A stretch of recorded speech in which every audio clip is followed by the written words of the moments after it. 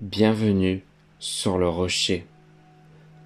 Aimer, c'est une des plus belles choses que Dieu ait mises dans le cœur humain. Mais parfois, ce qui commence comme une source de lumière peut devenir une zone d'ombre. Tu veux tellement bien faire, tellement donner, tellement aimer, que sans t'en rendre compte, tu commences à t'effacer. Tu dis oui quand tu veux dire non, tu supportes plus que tu ne devrais. Tu crois que t'oublier, c'est être spirituel, que te sacrifier, c'est être fort. Mais non, la Bible ne t'appelle pas à disparaître dans l'amour, elle t'appelle à aimer dans la vérité et dans la liberté. Jésus lui-même a aimé parfaitement, sans jamais perdre son identité. Et c'est ce même équilibre que Dieu veut t'apprendre. Alors aujourd'hui, prenons un moment pour regarder nos relations à la lumière de la parole. Voici 5 signes que tu t'oublies en aimant quelqu'un et surtout, comment Dieu t'invite à retrouver ton équilibre intérieur. Voyons tout cela ensemble. Tu veux tellement plaire, tellement éviter le conflit, que tu finis par dire oui à tout, même à ce qui te pèse. Mais à force de tout accepter, tu perds peu à peu le son de ta propre voix. Galates chapitre 1 verset 10 dit « Est-ce la faveur des hommes que je désire ou celle de Dieu ?» Aimer, ce n'est pas se trahir pour garder quelqu'un. Ce n'est pas faire passer la paix de l'autre avant ta paix intérieure.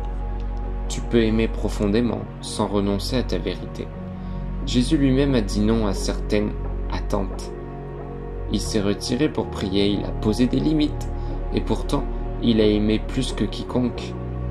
Apprendre à dire non n'est pas rejeter l'autre, c'est choisir d'aimer sans te perdre.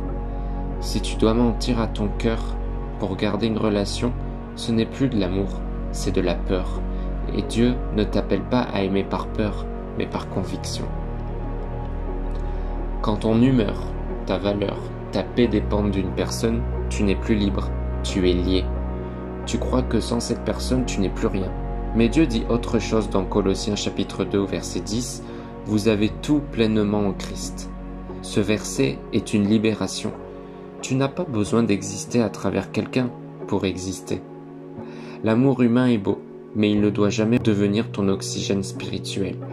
Car quand ton identité se construit sur l'amour d'un autre, elle s'effondre dès que cet amour chancelle. Tu n'es pas la moitié de quelqu'un, tu es un être complet en Dieu. Et le plus beau, c'est que quand deux personnes entières s'aiment, leur amour n'est plus une dépendance, c'est une alliance.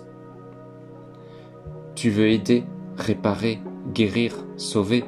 Tu crois que ton amour suffira à transformer l'autre, mais c'est un fardeau que ton cœur humain ne peut pas porter.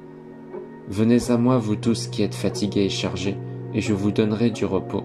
Matthieu chapitre 11 au verset 28. Aimer quelqu'un ne te donne pas le rôle de Dieu. Tu peux accompagner, écouter, soutenir, mais tu ne peux pas sauver.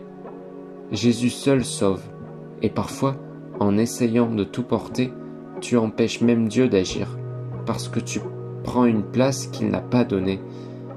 Apprends à dire « Seigneur, je l'aime, mais je te le confie ». C'est cela aimer avec foi, ne pas tout contrôler, mais tout remettre entre ses mains.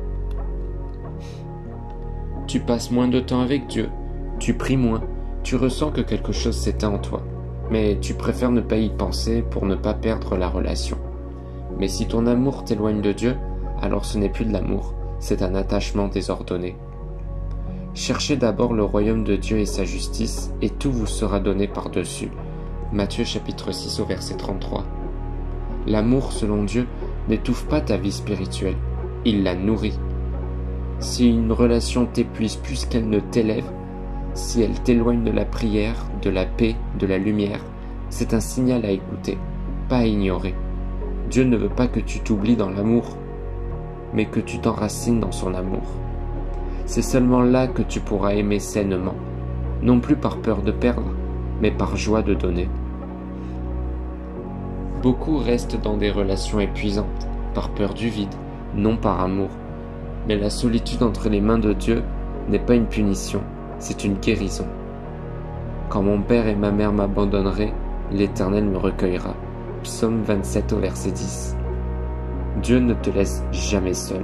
C'est souvent dans la solitude qu'il restaure ton cœur, qu'il recolle ce que l'amour humain a brisé, et qu'il te prépare pour un amour plus mûr, plus libre, plus vrai.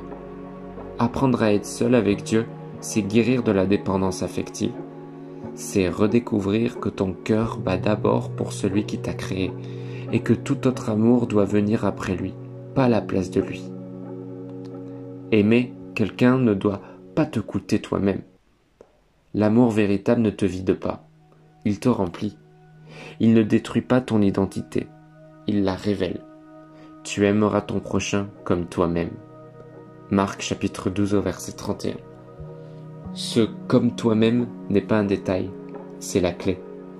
Dieu te demande d'aimer en équilibre, ni en égoïste, ni en effacé. Parce que s'aimer soi-même, c'est honorer l'œuvre de Dieu en toi. Alors, si tu sens que tu t'oublies, rappelle-toi, ton cœur n'a pas été créé pour la captivité, mais pour la communion. Et dans la présence de Dieu, tu découvriras un amour qui ne t'enchaîne pas, mais qui te libère. Merci d'avoir suivi cette vidéo. N'hésite pas à t'abonner pour ne pas manquer des prochains enseignements bibliques. À demain.